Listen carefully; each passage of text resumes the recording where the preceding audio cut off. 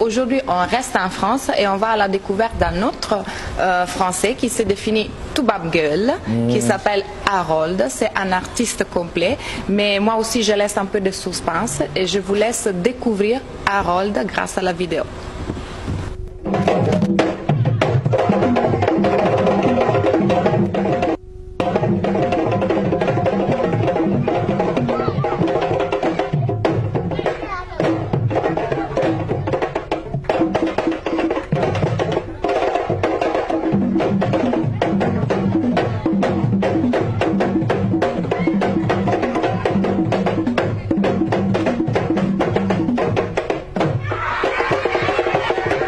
Salam alaikum Sénégal, salam alaikum Tiara et Yehoulen.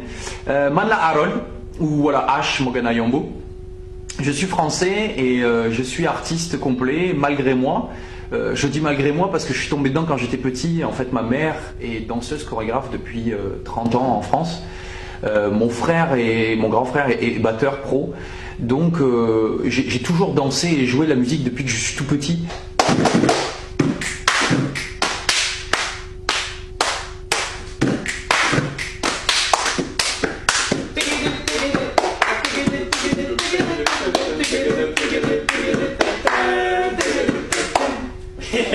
Je suis très curieux, je suis un citoyen du monde, hein, j'aime les autres cultures.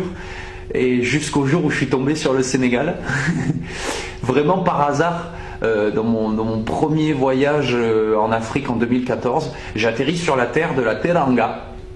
Et là, j'ai découvert le sabar. Et le sabar, il m'a transpercé.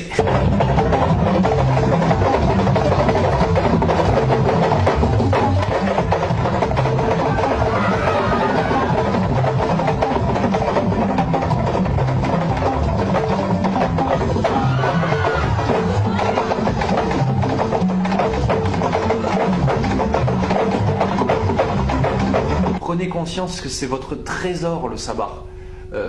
En plus, c'est reconnu par tous les Sénégalais. Si je chante par exemple un barambey à un enfant de 7 ans ou à un grand-pas de 77 ans, si je lui fais Randa Bachakin, il danse il danse avec.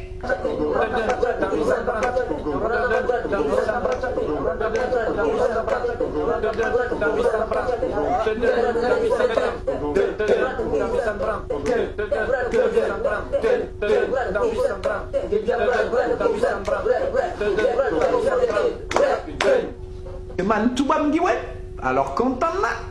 Et c'est pour ça quand je suis arrivé au Sénégal, je me suis dit mais c'est ici chez moi. Il y a quelque chose de très bon aussi au Sénégal, c'est le mafé. Mafé d'Afaner. Et heureusement, j'ai une femme qui sait cuisiner le mafé. Elle n'est pas sénégalaise, mais elle est belle, machallah. Et menatog mafé bouner. Et ouais. Après, j'ai marié monogamie.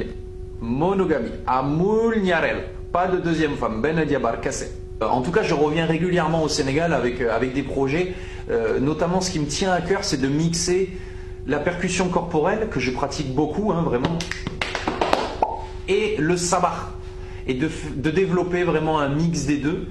Aujourd'hui, du sabar traduit dans toutes les langues, à la bouche, à la danse et pour les souris muets.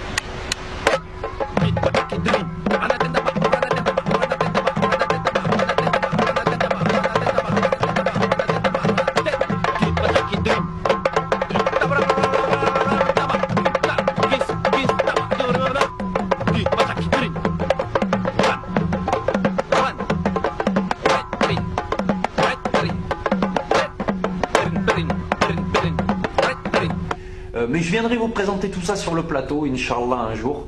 En tout cas, merci au Sénégal. Nekelin Sidiam.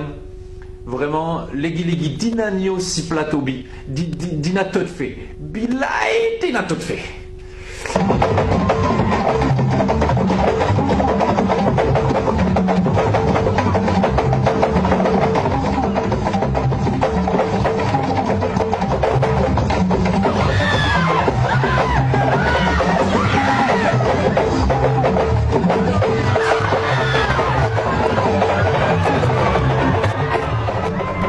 Voilà, Voilà, donc c'est un Français, c'est ça?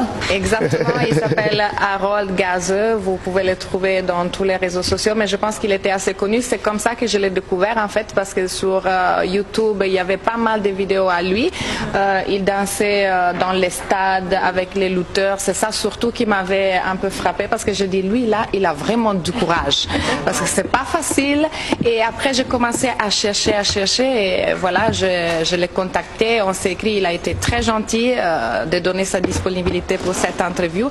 Les gens, ils l'adorent. Parce que moi, ce que je dis, il y a beaucoup des étrangers qui sont parmi nous, au Sénégal, qui connaissent les sabars, qui sont des artistes, qui sont bien intégrés dans la culture. Mais il y a une différence qu'on peut voir parmi eux, c'est la passion. À chaque fois que je le regardais, je voyais que vraiment, il s'amusait, quoi. C'était vraiment naturel pour lui. Bon, il a dit, il vient d'une famille d'artistes. Sa maman et son frère, ce sont la maman c'est une danseuse, les frères c'est un batteur, donc c'est une famille de musiciens.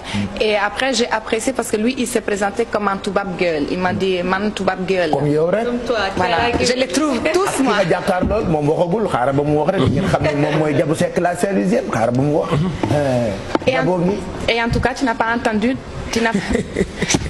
Tu n'as pas entendu qu'elle a dit que lui aussi il aime les mafés comme Tony de la semaine passée, donc ça. C'est un truc avec le mafé. Je sais pas. Alors il faut dire une chose. Je vais vous expliquer quelque chose concernant les étrangers, surtout les Toubabs. Mais mon cousin il parle trop, vraiment comme moi. Désolé. C'est pas grave. Je te pardonne. Je te pardonne. C'est de famille. Donc, concernant les plats sénégalais en général, vous avez un Toubab qui va venir chez vous, Maferek. Les Mafé met d'accord tout le monde. D'accord? Par contre, Toubab va venir chez vous. Pas de soupe cancha.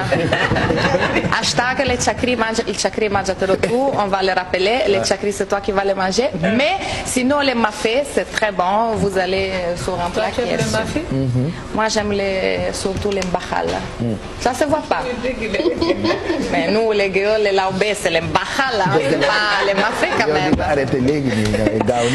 En tout cas, pour encore raconter un peu de Harold, donc il a dit dans l'interview, je pas pu tout mettre, mais il a été formé par des grands danseurs sénégalais, Yen Choun, Pape Moussa Sonko, on les connaît tous, mais surtout il m'a dit Demba Dior, ça a été son grand maestro, comme il a appelé, il me l'a décrit comme un homme de petite taille, mais il m'a dit un grand artiste.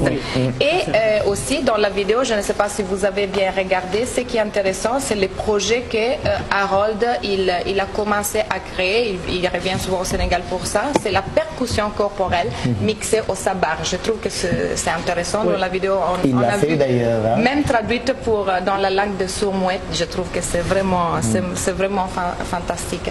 Pour les gens qui veulent le trouver, YouTube, vous cherchez Harold Gazeux, et Instagram, toujours avec Harold Gazeux, vous le trouvez, mais son nom sur Instagram, c'est H Rythmopath. Je trouvais ça super, j'ai trop rigolé, vraiment je le salue parce qu'il est en train de nous suivre, c'est un grand fan, et on l'aura bientôt sur plateau parce qu'il le faut. Voilà.